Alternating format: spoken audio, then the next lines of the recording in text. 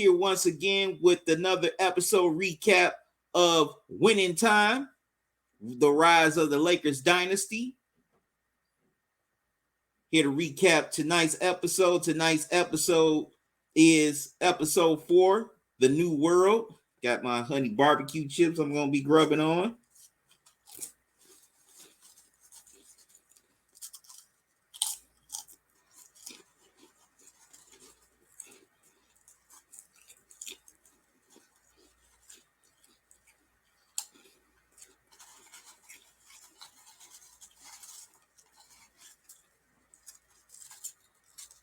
These are good.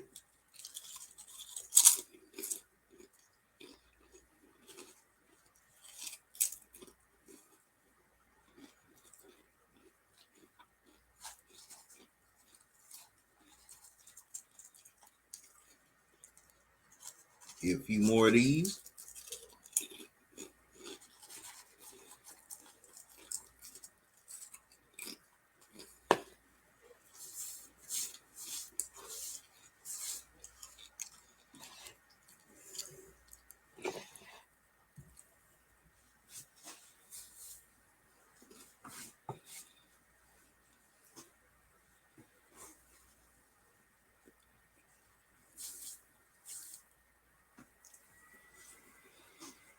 All right, let's get into it.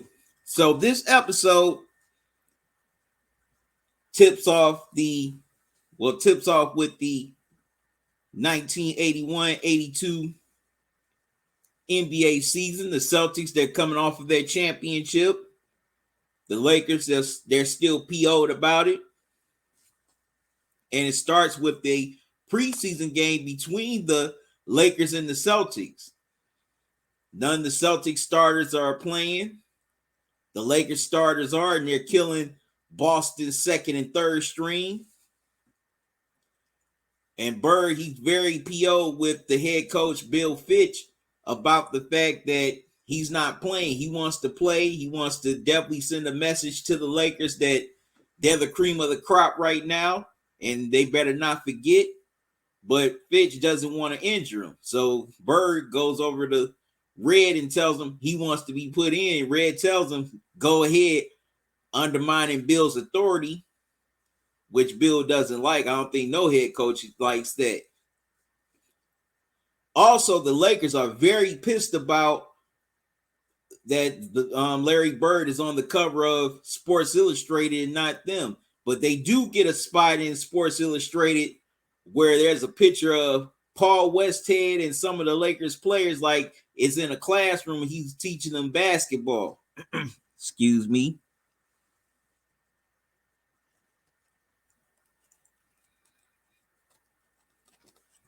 Also, the Lakers are definitely starting to turn against Paul.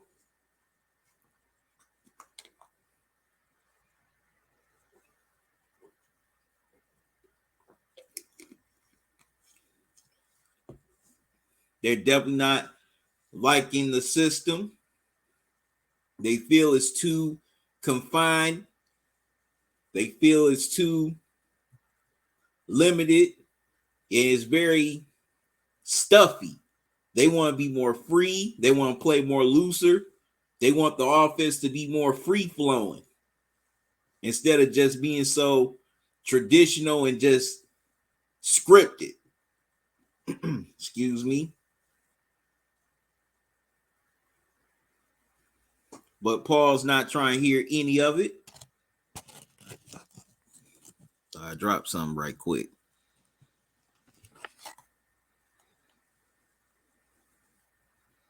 Yep. Make sure I didn't drop anything.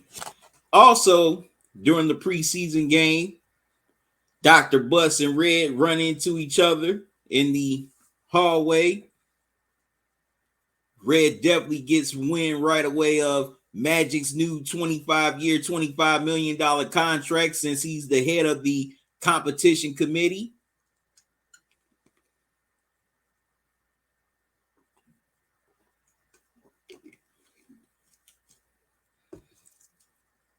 And he clowns Dr. Bus for throwing his money away. because he feels that Dr. Buss is not going to be able to build around Magic, that all they're going to have is that one championship. But then Red does some very shiesty crap. He goes to the media and spills the beans to them about Magic's contract, because in the last episode, Dr. Buss and Magic wanted to keep it a secret. He didn't want anyone to know the details of the deal. But Red spills the beans right there, and then they are just swamped with media asking them all kinds of questions.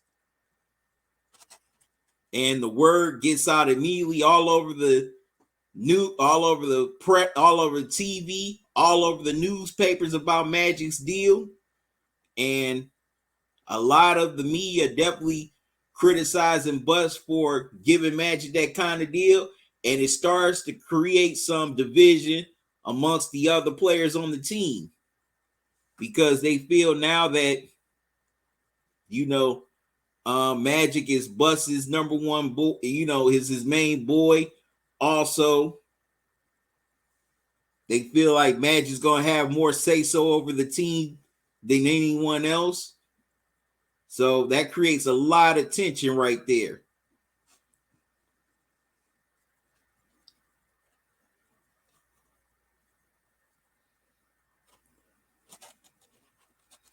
And also, once the news goes public, Kareem definitely feels some type of way by saying that it's like, you have a family, you have all these kids, you pick one favorite child. And he also, in a backhand way, says that he wouldn't mind playing in New York because they will appreciate basketball there more. Now later, Paul talks to Jerry Buss about his relationship with Magic. Well, no, yeah, he definitely little flub there. Now later, Paul talks to Dr. Buss about his relationship with Magic. He feels that his close relationship with Magic is affecting how he does his job. Paul feels that Magic has too much say-so over the team, and that he feels like that his authority is being a little bit undermined by Magic. And he wants Dr. Buss to pull back on his, being so close to Magic so he can, coach the team. And Jerry tells him that he better figure it out, or otherwise he's going to be finding another job. Now, Paul tries to tell Buss that we're in this together, but Dr. Buss lets him know, no, we're not. I'm the king. Basically telling them, hey, I'm the boss. I ain't going nowhere, but you can go somewhere. So you figure it out. Otherwise, you're going to hit the door. Now, later on in the locker room, a lot of the other players definitely feel some type of way about Magic getting that 25-year deal. But Norm is the only one who has the courage to express his displeasure with Magic's deal. And he definitely feels that Magic's going to be like a part owner. It's going to have more say-so over the team, like who can play on the team, who will get traded, who's going to be in the coach's ear, also who's going to be in the front office's ear, as well as Dr. Buss's ear.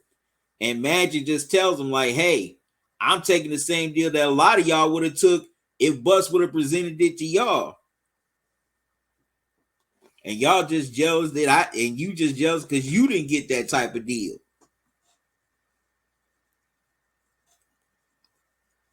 Now, after they get into that little argument, Paul gets them all circled around in a huddle and basically tells them if they don't start playing the system like he wants them to, that they're going to be sitting on the bench with him.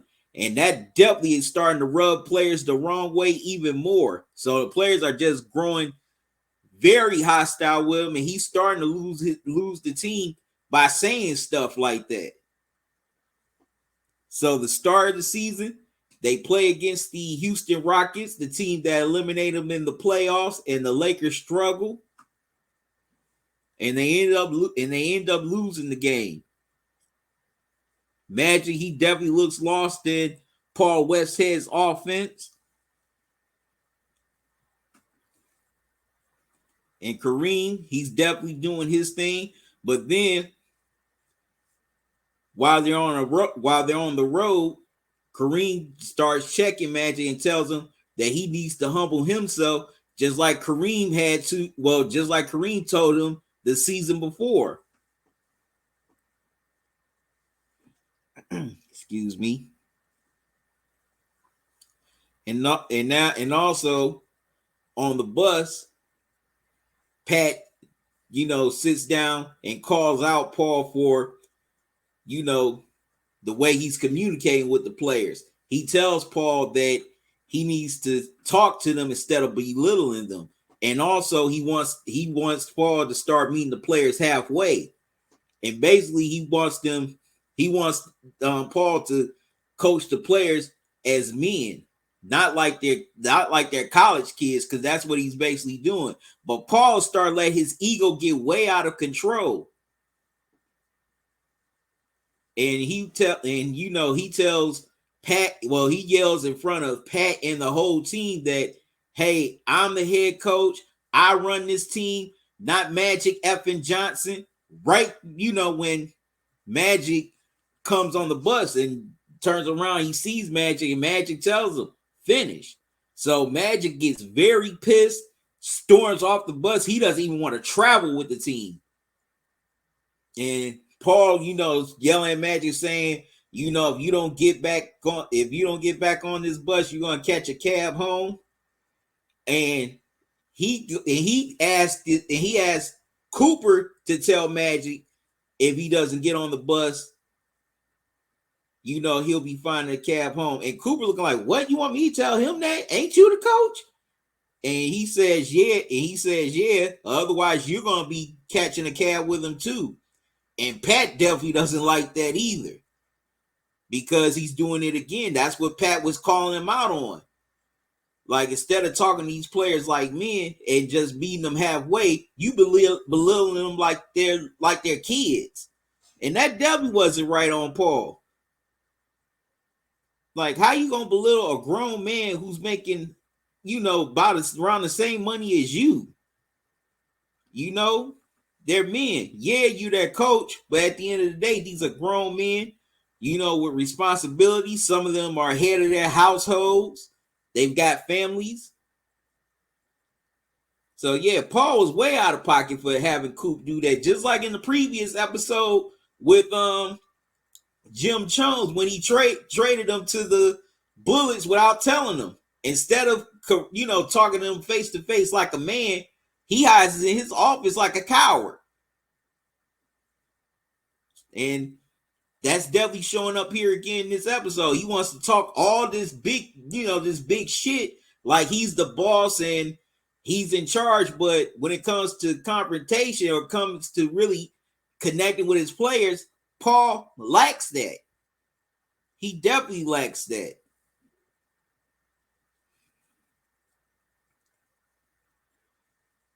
And right after that, West definitely, is frustrated with the way Paul's running the team, and he definitely knows that Paul is losing the respect of the team, and he's losing respect of all the players.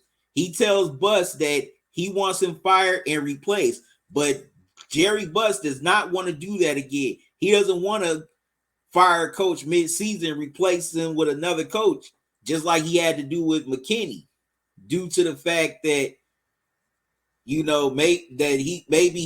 might be afraid that the new coach can't rally these players together to win a championship, or he just wants to find a coach and stick with it, which I understand, because that creates stability. You can't keep on changing coaches year after year. I tell people this all the time. You can't fire your way to success. I don't know any successful team or any successful business has fired their way to success. If y'all can tell me, please do. Definitely tell me any organization that's fired their way to success. But Dr. Buss feels like, hey, it's early in the season. Maybe they'll figure it out. Excuse me. They're 6 games in. They're still getting used to playing in Paul Westhead's system and getting chemistry together. But the Lakers, they're still having their struggles. They're either losing the teams they should beat or barely squeaking by them. And they're definitely having their struggles against the elite teams. So that's why Jerry West wants, Paul replaced, because he feels like he's not getting all that he can out of the team he and Bill put together. Because, West tells him this team was built to win. And he just doesn't want to have a repeat of last season where they get bounced in the first round.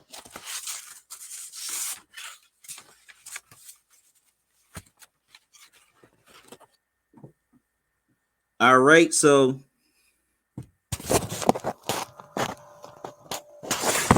excuse me. So, a couple of days later, Pat comes in to Paul's office with a neck brace on his neck due to all the stress that he's been going through with Paul as well as the team. And he asks Paul, did he look at the suggestions that he has drawn up and written for him? And he says no. And, Pat finds out that Paul's sitting on him.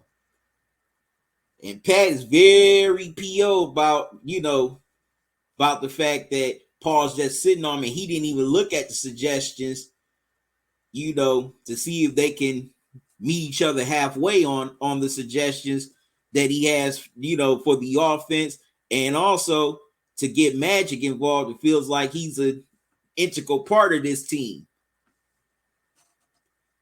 And then Paul tells Pat that this is his team. He's going to go down. If he's going to go down, he's going to go down his way, not anybody else's. Because he says he's been counted out his whole life. And I think that's where this whole ego trip comes from, due to the fact he's been counted out. He didn't play in college. He didn't play in the NBA. He's always been a coach his whole career. And he finally got a chance to prove to people what he can do with a team. And he led them to a championship. And he feels like, hey, this is still the way we can win championships. But little does Paul know that his ego is definitely starting to become his downfall. Because the previous season, he wasn't like that. He was humble. He was hungry. He really wanted to, show and prove. Now, at first, it got off to a rocky start because he didn't have the confidence in himself, and he was so afraid, panicky, unsure of himself. But then, as time went on, he got comfortable, in his role as a coach and a leader, and they won a championship. But now, Paul has strayed away from those things that made him into that coach and made the Lakers had that success. He's becoming more like Napoleon. Even though he's a tall dude, he has a little man complex. Yes, tall people can have little man complexes too. It ain't just for short dudes like me. All right, so later on, Magic meets with Dr. Buss at his place. He tries to tell him about how the offense is stagnant with Westhead, and he wants him to talk to Paul about, loosening up the offense. He wants the offense to be more free flowing instead of thinking, just go. That way, You know, he can get guys in their spots quicker, and also that will definitely keep opposing defenses guessing, and they'll never see what's coming. It could be an alley-oop to Kareem, or, you know, Cooper open at the top of the key for a jumper, or maybe Norm open on the 3-point line. But Buzz tells Magic to just give it, just, you know, stick with it and give it a chance. That's definitely not the answer Magic wants to hear. He wants, you know, basically, in a lot of words, Magic wants Paul Westhead gone. He wants him fired.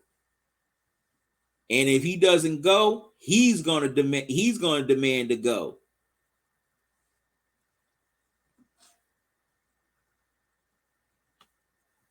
Okay, so later on, so also that day, Jack and Paul meet up for lunch.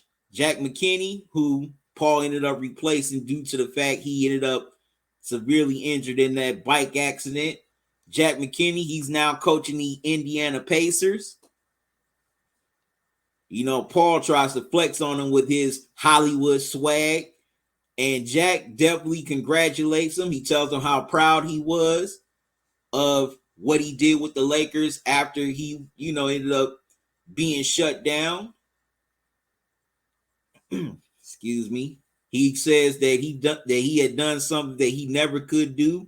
He basically said, you know, he was built for this Hollywood lifestyle, but while Jack just focused on basketball. And later on in their conversation, he tells him, I'm going to expose you. I'm not going to expose you all, you know, when we play tonight, but I'm going to expose you halfway now, and I'm going to expose you when we play you in Indiana. Basically, he's going to saying he's going to expose Paul for being a fraud, being insecure, that, you know, he's not a real coach, that he lucked into this job. Like, you really don't know how to coach in this NBA. You're not about this NBA coaching life, and I'm going to show you. And he definitely does when the Lakers and the Pacers face off at the Forum. You know, the Pacers, they have the worst record, if not one of the worst records in the NBA, but the Pacers are giving the Lakers their all. They, you know, they take them to overtime. The Lakers are holding on to a 1-point lead, and the Pacers have a chance to win it, but they miss their opportunity, and the Lakers hold on to beat the lowly Pacers in overtime. So, you know, a lot of the team, as well as Laker fans, they are not very happy over the fact that, you know, they had to go into overtime with a cellar dweller, and rightfully so.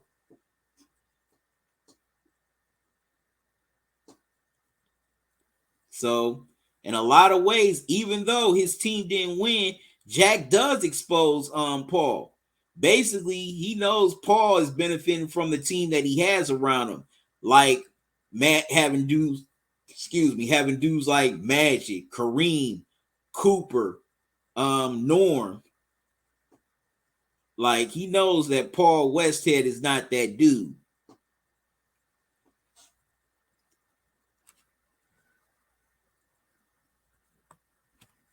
All right, so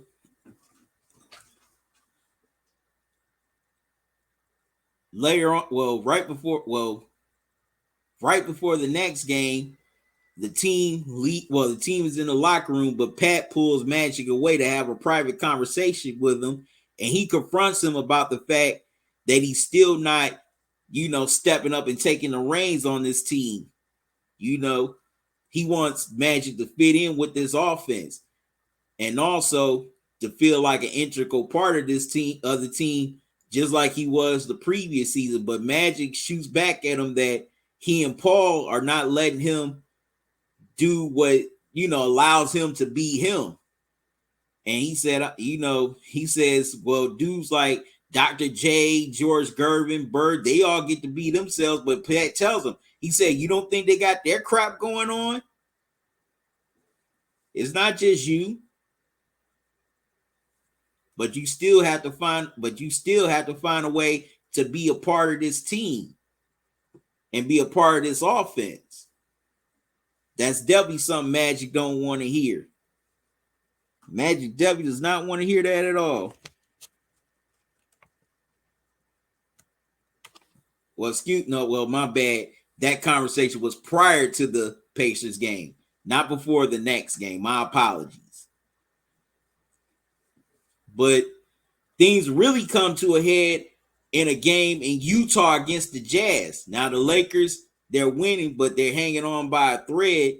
And, they have a lapse on defense, which leads to a dunk for Utah, and their lead gets cut to 1. And during the timeout, Magic and Paul get into a very heated exchange. Now, Paul is praising Kurt Rambis, who they just, acquired earlier on in the episode for the job he did. But Paul and Magic are getting into it. It's very heated. Also, Magic does not want to get in a huddle with his teammates. He feels like he is a few feet away from him. And he said, and Paul keeps on yelling for Magic to get in the huddle. He said, "I'm right here." And he keeps on telling him to get in the huddle. "I'm right here." Basically, rebelling against Paul, saying, "Hey, I ain't coming back in this huddle. I don't want to deal with you." Then, a few Jazz fans start, heckling them and clowning them. He flips off one fan, and then another fan tells him he sucks, and he responds back to him, "Well, you live in Utah." But the Lakers find a way to win the game, but Magic is not happy, and you can just see it in his face that, his blood is just boiling, and it's like, who knows, maybe he and Paul may throw hands.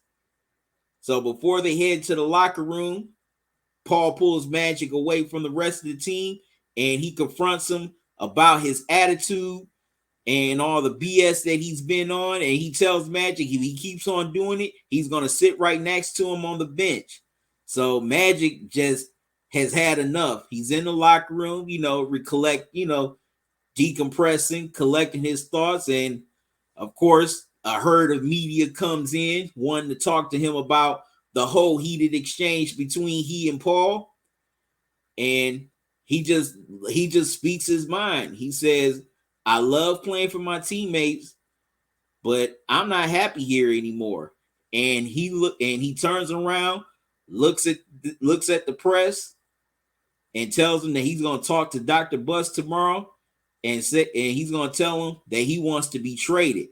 And that sends a major shockwave through the media, through all his teammates. Man, this is it looks like everything that could fall apart in this episode fell apart. But this was a great episode. It definitely showed the effects of Magic's deal being revealed to all the world. And it also showed that the effect that it had on his teammates. Plus, it definitely really got the got most of the tension that was between Magic and Paul Westhead during that time, as the whole Magic and all the other Lakers started to lose respect for Paul. Excuse me, due to the fact that they didn't feel like that they had a collaborator. They had more like a drill sergeant. Somebody was trying to tell them what to do instead of just, teaching them, and also meeting them halfway and just speaking to them and leading them like men. But that's definitely going to be a very interesting episode next week. Listen up, sports fans. Your favorite sportsbook, BetUS.com, is back for our 28th year of NFL action. With the industry's biggest sign-up bonus of up to 200%, BetUS offers our members the opportunity to cash in on all your favorite sports, including NFL, NBA, MLB, and more. We've also got hundreds of new casino games, including the coolest new European slots, and our live dealers are waiting for you at the tables. Sign up at BetUS.com today to get into the action. BetUS, where the game begins.